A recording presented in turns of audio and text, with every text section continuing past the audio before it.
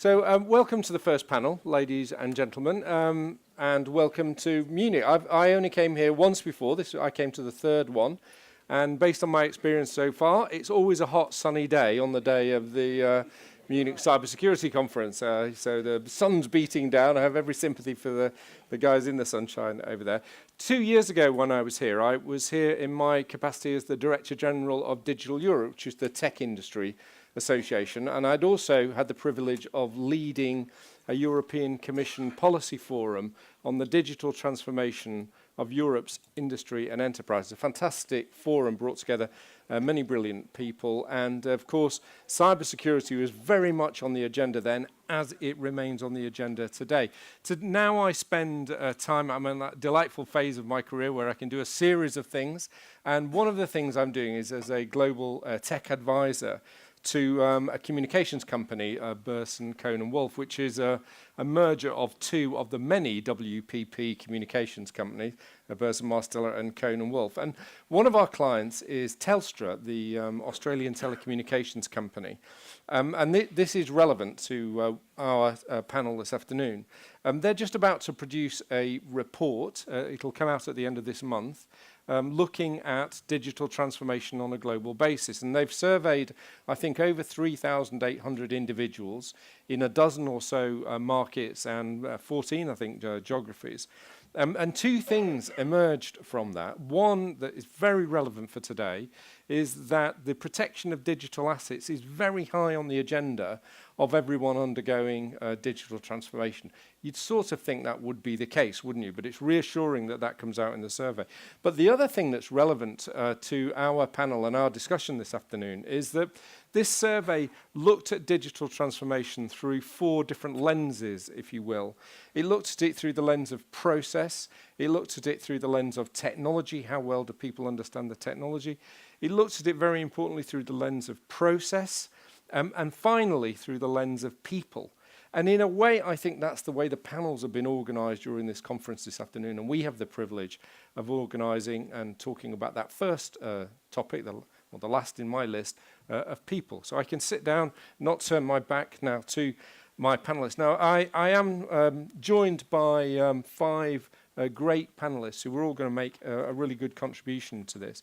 And we're going to begin, we'll try anyway, to focus on people in 3 groups: staff, users or customers as the second group, and bad actors as the third group. Now, there's clearly some overlap between those 3 different groups, but and in fact, it was brought home to me recently with some other work we'd been doing with Santander. Actually, we'd been looking at the perpetration of data breaches in the banking sector globally in 2017.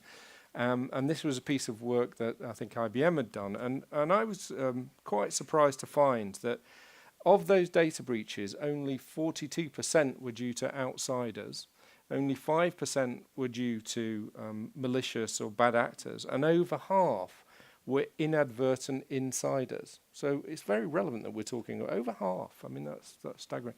So it's very relevant that we're talking about staff as the first of those people.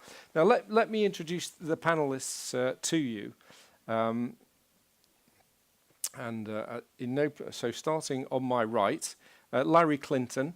Now, Larry, if you read his intro, it says he literally wrote the book on cyber risk management. I think you've got some copies of the book with you, haven't you, Larry?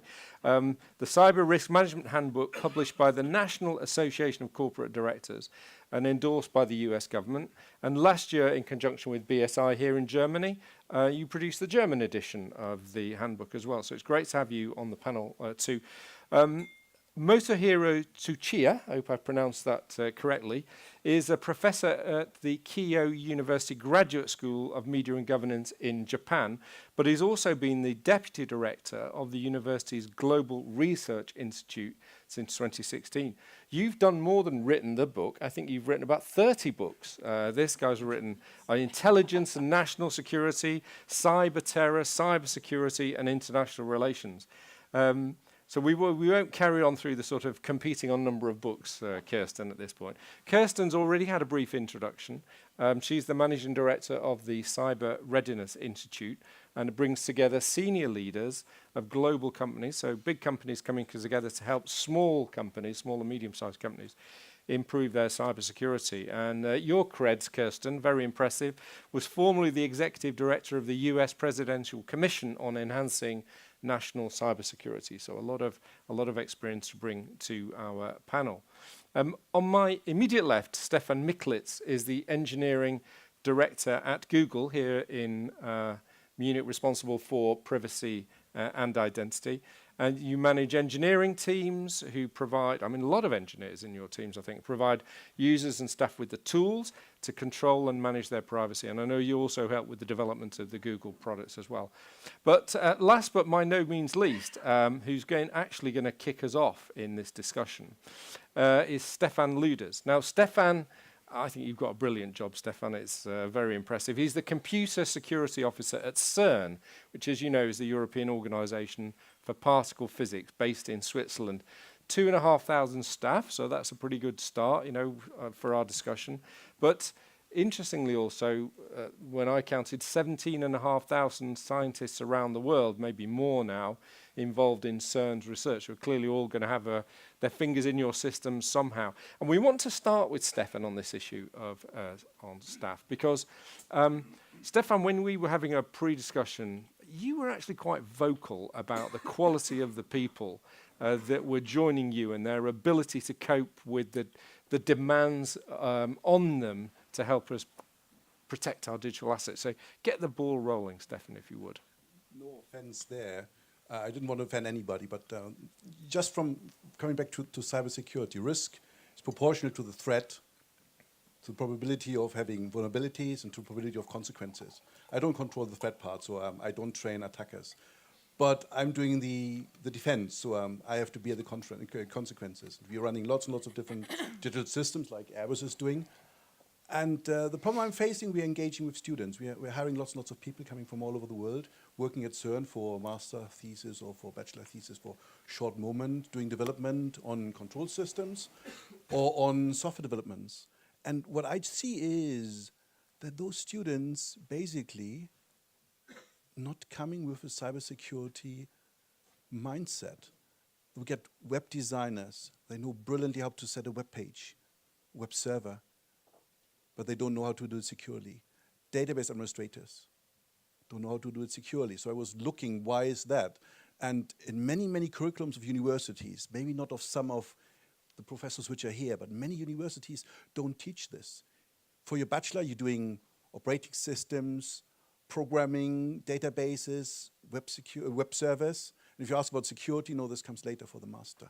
And I think this is utterly wrong. Having a security conference is utterly wrong, actually, because I've never seen a functionality conference or a maintainability conference or an availability conference, a functionality conference. This is not existing. Why is security different? For me, and this is why to start is, those students should get an education when they learn to program securely. If they learn setting a web server, to set a web server securely, setting up databases securely, virtualization in a secure fashion. And what I see is the students I'm hiring, the students CERN is hiring, usually they don't come with such a background. And we're not talking about cybersecurity since yesterday. We're talking about this since, at least I do, since 2003. And I wonder, why is that? Why? Is that because, Stefan, you are at Google employing all the best people who've got the cybersecurity skills, and there's nothing left for anyone else? No. Well, how do you find it? Well, you wish, right? I mean, it's certainly true that we have a number of security experts on the staff, and we have a huge team that cares about security, not only for our users, which is mostly what my team is doing, but also internally. But then again, right, we have a lot of staff, and we have a lot of people from different backgrounds. What I think is universally true is that people understand the importance of security, especially on the staff. But that doesn't actually save you at all, right? Because everybody can get phished, and that includes all of the experts here in this room, right? Phishing attacks are increasingly getting sophisticated to a level where I think nobody here would be able to distinguish. So we have to be aware that everybody on the staff and everybody handling our systems, and there's many, could be, or every account could be under attacker control. So we have to defend against that as well, which is a very big part of our And job. do you find the same thing as Stefan, that the people joining you are basically immature in their skills? I wouldn't say that. No. You wouldn't? I think I would disagree on that in a sense that they might not know all the things that they need to do, but they are certainly aware of it. And they, if given the resources, they are willing to find out. And let me turn to Larry next, if I may.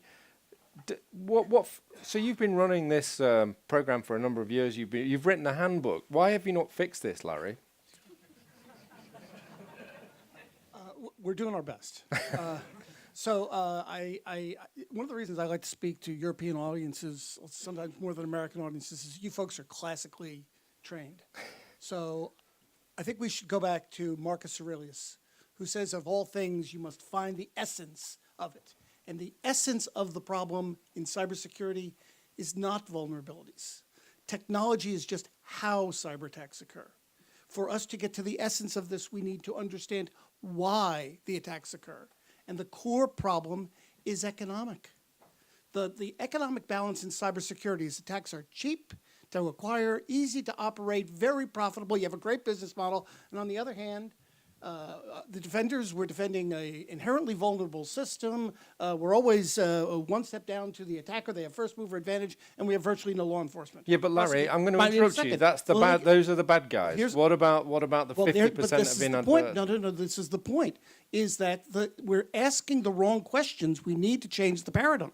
The reason we don't have enough, and they probably all go to Google, but the reason we don't have enough sophisticated people in this space is because nobody teaches security in the universities. But why? It's because nobody wants to pay for security. So I'm guessing virtually everybody in this room has a smartphone. Be honest now. How many of you asked about the security when you bought your smartphone? There are always 3 or 4 liars. There are always 3 or 4 liars in every group. We don't want to, and by the way, the government doesn't want to pay for security either. One of my companies had laptops for a defense system put in, and the government came to them and said, hey, these are insecure. And the company said, no problem, we can secure them, cost you the $2 a laptop. Government said, no, thank you. So laptops going into security. The reason we need to change the paradigm is that we are not talking about the economics. They don't teach secure coding because nobody wants to buy secure coders. They want, what do we want? We want apps, we want cheap, we want fast, what do we want? We want fix my internet, get my internet to be faster. Until we reformulate the economics of this issue, we are going to be nibbling around the edges. If you want, I've got a whole book on the cyber social contract. We need to fundamentally rethink the relationship between industry and government with respect to our economics, just the way Hegel and Locke and Hume rethought the relationship between the citizen and government a couple of hundred years ago. And by the way, just the way you guys managed your situation after World War II for hundreds of years, Western Europe has been ravaged by almost constant warfare. 2 horrible world wars in the last century. For the last 75 years, virtually total peace and prosperity.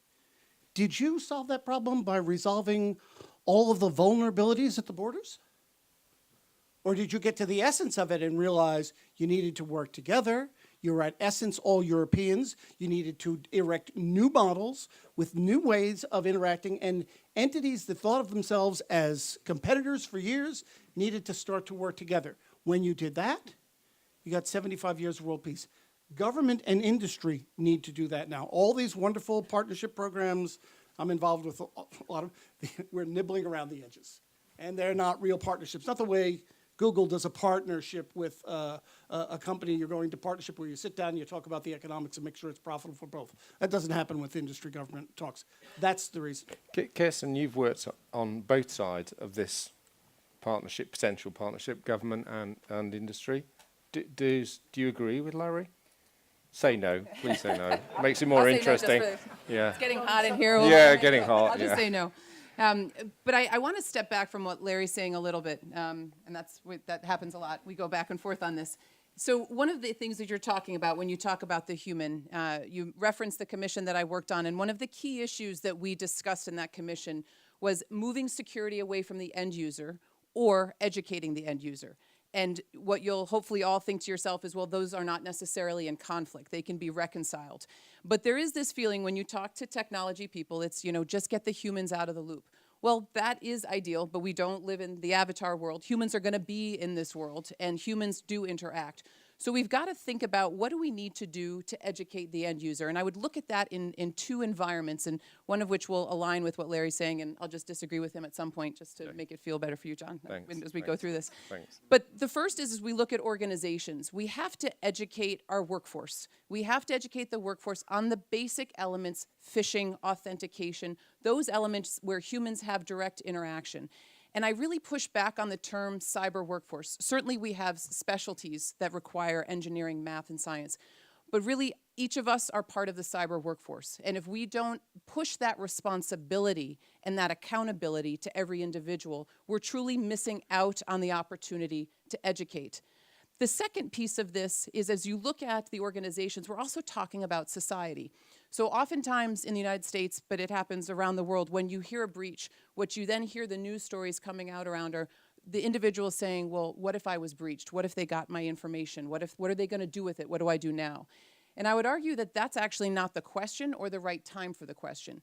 We as individuals, and this is about educating the culture and the society, we need to be asking those questions beforehand. We need to be asking about the security before we reserve a room at a hotel, before we purchase a car, before we fly an airline.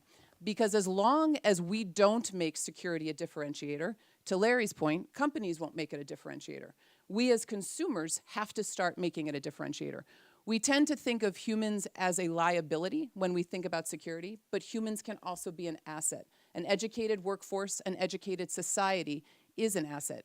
And to Larry's point about who asked the question about their iPhones, I traded in my iPhone last summer, and the engineer, the technician, as he was switching it out, was going through all the security preferences. He was just clicking and clicking and clicking. And I said, wait a second, what are you clicking? He was actually making the preferences for me.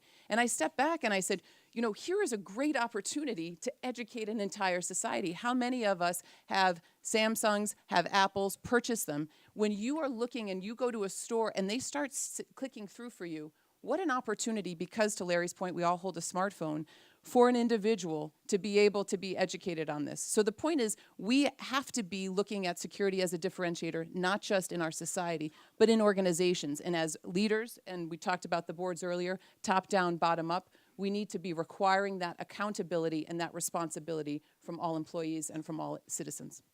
And Motohiro, we're often, I think, criticised correctly in European conferences for having a bit of a European-US love-in, and we don't often get the Asian perspective. So it's great that you're here this afternoon.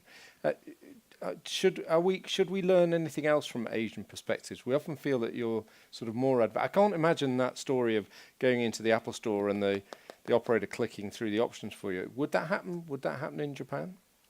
Okay, thanks so much. So thank you for inviting me. So I'm teaching cybersecurity policy or strategy in my university. So I'm helping the Japanese government to formulate a cybersecurity policy. And the government people are very, very frustrated with me and university professors because you are not teaching good students at Japanese universities. Why? So I always say it's too late to educate 20 years old students. So I want to talk about the North Korean experience. Because Russia or Iran might be your enemy, possible enemies, but so China, North Korea are our possible enemies in cyberspace, actually. So in North Korea, so the government is picking up elementary school pupils, maybe less than 10 years old, and if they find a good student in mathematics, so they will pick it up, pick her up. And so those students are transferred into Pyongyang, and so their families are living in a very gorgeous apartment, and so they are educated in a very talented universities universities later. So North Korea has 3 universities for computer science, and we counted a possible graduates number, so it could be 7,000 now. But 7,000 IT employees cannot be hired in North Korea. So what happens? So if you prove that you are very loyal to the North Korean leadership, they will be sent to foreign countries, China, Malaysia, and friendly countries. So they run a IT business. And sometimes they get an order from Pyongyang, so they start hacking. So those kind of system is working in North Korea, and they're educating very talented people from the less than 10 years old. We cannot emulate that kind of system in Japan. So as you said, so people are not happy with the security business because they cannot be rich. So you have to maintain 100% security in your business.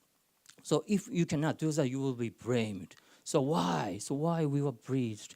So why get cyber attacks? Those kind of things happen. So they were very frustrated. They don't want to go to business. They want to go to IT.com business for money. So cybersecurity is not a good business in Japan. But in North Korea, you can be have a good life for cybersecurity. So that's why they are very positive to seek talents, technologies in North Korea. That's very different. We cannot emulate it. But as we know, the North Korean, well, the whole structure is so completely different. I mean, what can we learn about what we should do differently from the experiences that you've seen in China, Japan, or South Korea, North Korea? What could we do differently? What could we do differently in our universities or before, as you put it, to fix Stefan's problem? I'm spending a lot of years to educate young people, but most talented young Japanese people are hired by Google. See, I was right, Stefan, I was right. Yeah. We have a suggestion, and I agree with you completely. We if you're waiting to, till they get to Google or to CERN, it's far too late. We need to make cybersecurity cool. We need to make it so people want to go into cybersecurity. One of the things we're advocating is we should be accessing the gaming community. We've got hundreds of thousands of kids, including a bunch of women, which we don't have enough of, who are engaging in these games. Why don't we leverage that? Why don't we go after that and try to work with the gaming community to build cybersecurity into the games and then go to them when they're 8, 9, 10, 11 and say, you can make your whole living doing this kind of thing. It's cool. And advertise, and put up attractive models. We have one of my members is the Center for Audit Quality, who has a similar problem to cybersecurity. Everybody thinks The Center for what, sorry? Audit quality. Okay. These are the auditors. They have a real problem getting people to want to be auditors because it looks really boring. And so what they've done is they've done an advertising program where they get really attractive, cool-looking, good-looking people to be their spokespeople, and little kids look at them and say, oh, yeah, I want to be like that. I mean, we're supposed to be good at marketing, but we do not market cybersecurity. We should be marketing at a young age. Yeah, very good. Kiersten. I think it happens even before we have to market it. I think this is about a culture, right? And excuse me, jet lag. Yeah, quite. When we look at our students and when we look at what we're doing right now in the schools, we are giving children iPads in first grade to teach them how to read. We're giving them Chromebooks to teach them how to write, to do math. There is no reason why when they get that, they shouldn't be educated on what it means. I think that goes to Stefan's point. When we talk about creating a culture, it is very difficult. The same way it is difficult to bolt on security to a product at the end, it's extremely difficult to bolt on security to a mindset.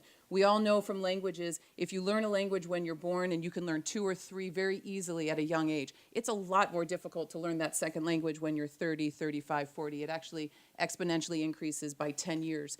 When we think about, in the United States, recycling and composting, those are the kids right now that are teaching the adults because they're learning it in school. It has been a part of how they're learning and how they've been raised. When we think about cybersecurity, where our responsibility lies is teaching our children at a very young age. We've already made the decision to bring the technology into the classrooms. There's absolutely no reason why we shouldn't be bringing the security into the classrooms. The point that was raised earlier, though, was how do you get the teachers to be trained to teach them that. I think that's a very important issue, and we need to be focusing on that. But there is basic cyber hygiene that continues to be the source of so much vulnerability across industry that actually could be taught to a first grader about authentication and what it means to be secure and what you do when you log on and log off, that we're still trying to teach adults. And I think that that elementary education piece is what's been very missing in most societies and cultures. I don't want to do us out of a possible repeat appearance at next year's conference, but maybe you should have some school children as a panel talking about their attitudes. No, I am serious. I'm not. You should drop the dress code. I needed to get a suit for here. I have a Think Geek T-shirt with me, and I wanted to come with the jeans, and I see business code, business whatever, not business casual. So, thank you very much. Yeah, but anyhow, I don't care. Next time would be fine.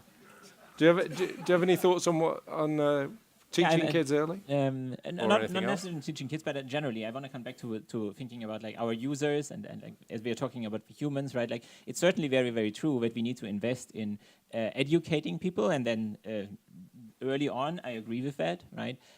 About cyber hygiene, about the important elements that they need to know. I think it's also important that we give them the tools and the products so that they can actually do that in a reasonable way, right? One of the things that we've been developing in my group is what we call the security checkup. And we are seeing that like 700 million users per year are actually doing that, right? And we are going through this like 3 to 5 minute thing to actually check on their security preferences, right? And the idea there is not that you have to be an expert to actually adjust all of these settings, but we are giving you kind of a hand in this. We are saying, like, we think this is better for you, and this is the choice that you should be making, and this is the choice that you should not be making, and we think this is insecure, right? And I think we can do a lot more to actually help out our users so that it's part of the system too, right? It's not on the user and on cyber hygiene only, but it also needs to be in the design of the system. Well, I forget who it was. Might have been Julian mentioned the Internet of Things and the growing. I think it was Alexander mentioned the need to have security by design built in. Even more important now that we've got, all sorts of devices attached. I mean, how would you feel that we should do that? I mean, the stories of people having their security setting the passwords of 0000 or 1234 on devices attached to the Internet of Things. I mean, what should we do in order to get that culture out into the wider community of Internet of Things suppliers and devices?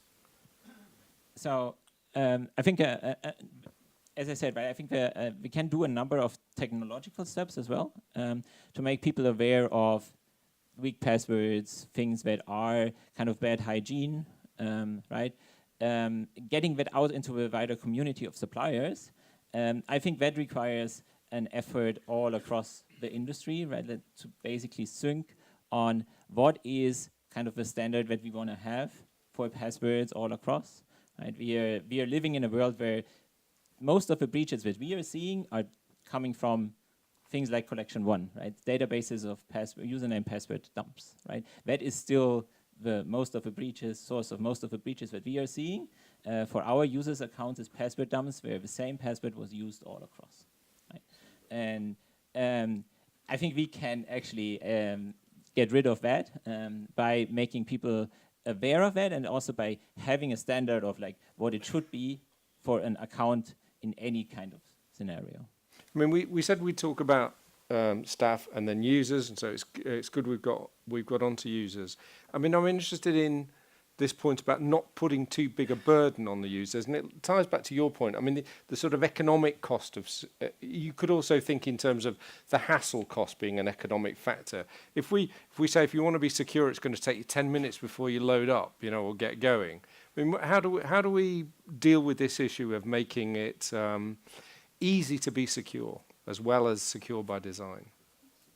First of all, I agree with some of the statements. I think we should start with the pupils, with the kids. Where I don't agree what you've done in the Apple shop with the iPhone, I think they just got the defaults wrong. So we have to convince Apple to get the defaults right from the very beginning. But what I still wonder, you mentioned awareness raising. I'm doing awareness raising, training and in-depth training and posters and videos and online courses and games and serious gaming and so on. Why do I have to bear the cost? Why do I have to bear the cost to teach this to adults? Why are the kids not learning this? And if you remember this risk equation, there's also the vulnerability part. There are 2 products worldwide, and this is not from me, somebody said it somewhere, where I'm as the end user, I'm using Internet of Things device and all the things we're buying, everything digital. Why do I need to bear the cost for security? There's a second product. So why on software and hardware security I have to pay and not the producer? And where's the second product? Drugs. So this doesn't work together. So I'm wondering, where are the governments? I don't need to have certification because this is just one-time thing. Where are the governments starting with enforcing bug bounty programs? So I don't know whether you are running bug bounty programs, but I think government should enforce this. And I tell you why, for the financial incentive. And there might be a long discussion on this. Here's my proposal. You oblige companies who are producing hardware or software to pay $100 if I find a cross-site scripting vulnerability in that one. 1,000 for SQL injection, 10,000 for. You just fix it by a catalog.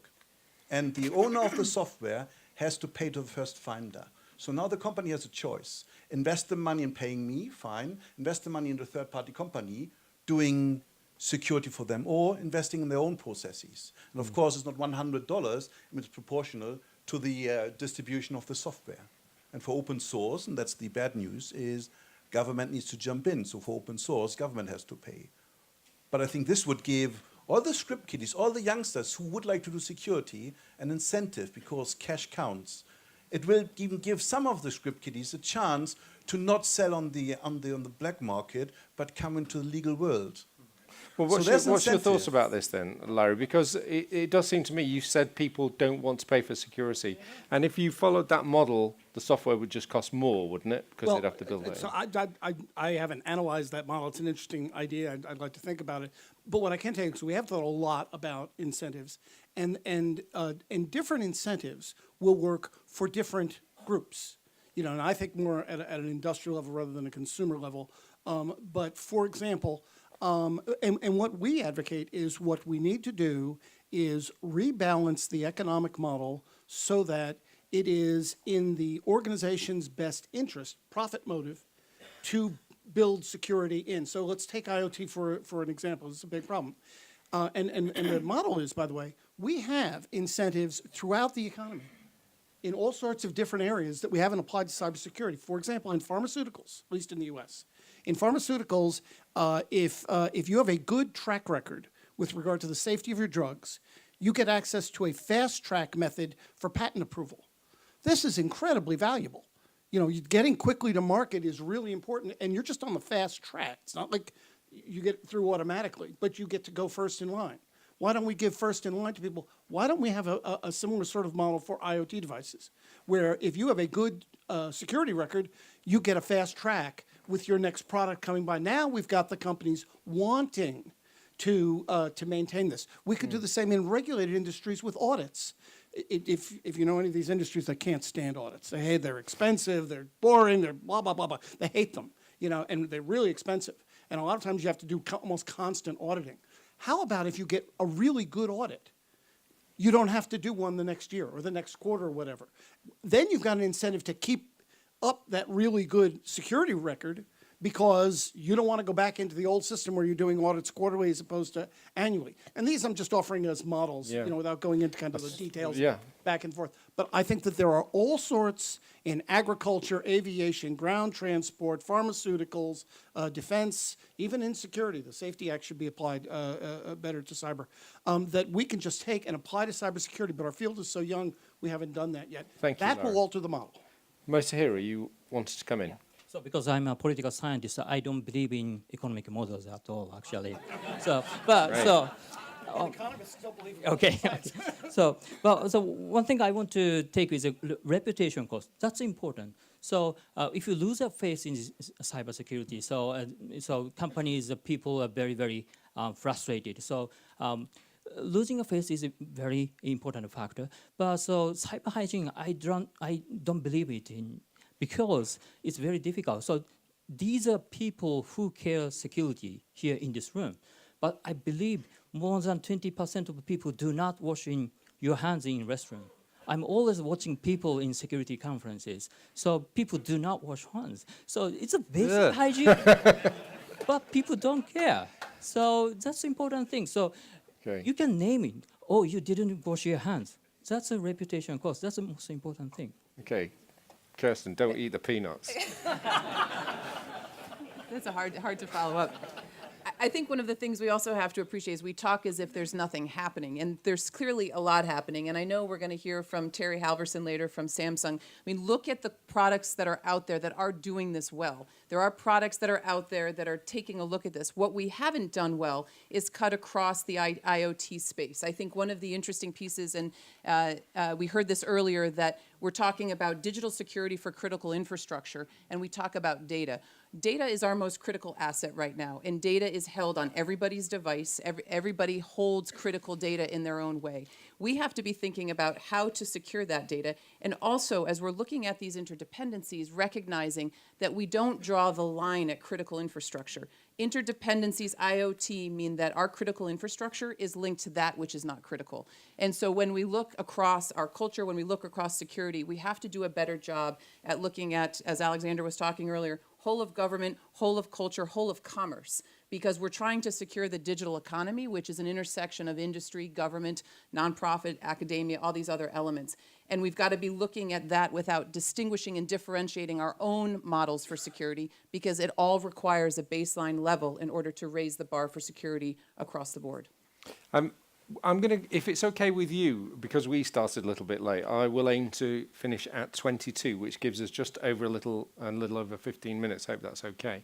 And I promised the panel that this audience was a really engaged audience with great questions, and I'd like to give you the opportunity to maybe make a few of those points. So if you've got some questions or points you want to make, let me know. But just before we do that, Motohiro, when we were talking earlier in preparation for this panel, you referred to the cyber warriors of China and North Korea. Now, you've hinted a little bit about how North Korea goes about the cyber warriors. And so thinking about that third group of people, the bad actors, what insights can you give us into the cyber warriors among the bad guys that we might not know about?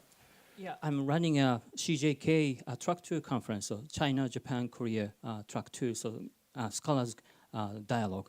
But we learned that people say, cyber attacks coming from China, but there are 5 types of people in China. So first, frustrated young people. So they graduate from the Beijing University or Tsinghua University, but they cannot get a job. So they are very frustrated.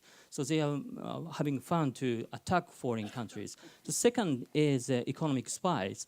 But actually, so the Chinese are fighting with the Chinese. Chinese companies are fighting with Chinese. They are stealing information a lot. And so we are foreign governments, foreign companies are also victims. The third is political spies. So spies under the Ministry of State Security, they never stop cyber espionage. So they are just using cyber technologies in addition to existing technologies. And fourth is PLA, so People Liberation Army. So but they are not using the final card yet. So they are preparing for a future war. And finally, so the mercenary soldiers, they can be hired by anyone. So they do not care any victims, do not care any employers. So it's very difficult to distinguish these 5 types of people. So we do not say it's coming from China or Chinese person or Chinese company. It's quite difficult to differentiate these types of people. In as much as you can or are able to reveal, I mean, are you taking any particular steps to defend against the bad actors? I mean, is this the sort of intelligence that you might be deploying, as much as you're prepared to say? I mean, are bad actors on the rise? Is it something that's becoming more important to you? Yeah, absolutely. I mean, we're not talking about details, but it's obviously, there has always been an arms race. And one of the things that we are definitely seeing is the sophistication of the attacks is growing, and it's growing drastically. And I hinted at that it's not only for like very special targets, but it's also growing all across, right? I said, like, everybody here in this room can get phished, right? Phishing attacks are growing massively. In Gmail, we block about 10 million emails per minute that are not reaching the inbox. But as the sophistication level is growing, right, there is messages that are very, very hard, even with machine learning technology and everything that we have, to defend against. So the sophistication level is something that we are seeing is clearly on the rise, and that is hard work that we have to do here. And when you're not tearing your hair out about the students, I see you've done quite a good job on that, by the way. When you're not tearing your hair out about the students, do you spend a lot of your time worrying about really bad actors? If I worry, then of course I worry. So we are permanently under attack like everybody else in this room. And we're just following this marathon. The problem with the marathon is you don't know how long it'll take you and what the path is. So we're trying to adapt again and again and again. We've seen the whole spectrum. We see script kiddies and the white hats, which are just poking our systems. We're training even students poking our systems. And then you got cyber criminals, phishing. WannaCry has been mentioned before, but we have seen up to nation states attacking us for one or the other reasons. And you have to see now, it's the arms race, how much money do we have to defend, and where do we have to stop? And also you have to accept that CERN is welcoming every year 15,000 scientists from every country from this world. Students, professors, physicists, engineers, secretaries, technicians. From all over the world. From all over the world, any country, and I'm saying literally any country. Maybe not North Korea, but all the others. So I can't do any background checks on those people. This is technically impossible for me, and even in the academic world, it's not appreciated doing this. So I have already certain people on site, just by statistics, who might have an evil intent against my organization. So this is something I have to face. So this is where physical and cyber then meets. And this is the harder nut I'm facing. Remotely, it has to go in somewhere. If you're on CERN site, you got much more possibilities. So I hope you think that has been a valuable discussion, ladies and gentlemen, and got the first panel off to a good start. You will all take different things away from it. A few random things I took away from it. 5 types of bad guys in China. I mean, it could be anywhere else, but I mean, I think that's quite a good categorization. I've always liked the idea of incentives of one form or another, not necessarily financial, ever since I read the book about Nudge, about how to change people's behavior by using the appropriate incentives. It's not just about regulation, despite what we might think here very commonly in Europe. It's not just about financial incentives, there are other incentives too.